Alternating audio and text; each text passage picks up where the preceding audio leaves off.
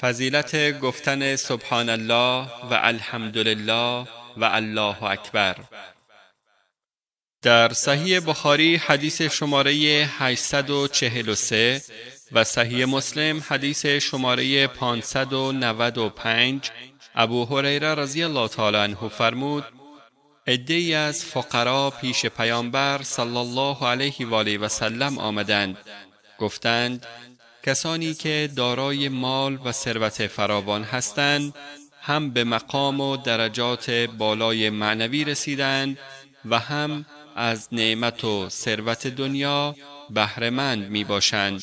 همان گونه که ما نماز می خوانیم و روزه می گیریم، ایشان هم نماز می خوانند و روزه می گیرند و علاوه بر آن مال فراوانی دارند که با آن حج و عمره و جهاد و زکات و نیکی و احسان انجام می دهند. پیامبر صلی الله علیه و آله و سلم فرمودند: آیا چیزی را به شما بگویم که اگر به آن عمل کنید به کسانی که از شما سبقت گرفته‌اند و جلوتر هستند برسید و کسانی که بعد از شما هستند هرگز نتوانند به شما برسند و شما بهترین کسانی باشید که در میان آنان زندگی می نمایید، مگر کسانی که مانند شما به گفته من عمل کنند.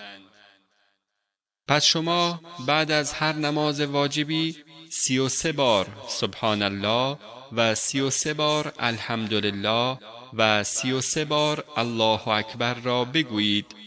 ابو هریره رضی الله تعالی عنه فرمود: ما خودمان اختلاف نظر پیدا کردیم. عده‌ای گفتند 33 بار سبحان الله و 33 بار الحمدلله و 34 بار الله اکبر را میگوییم.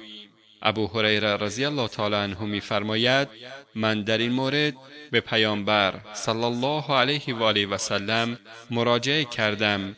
فرمودند: هر یک از آنها را 33 بار بگویید.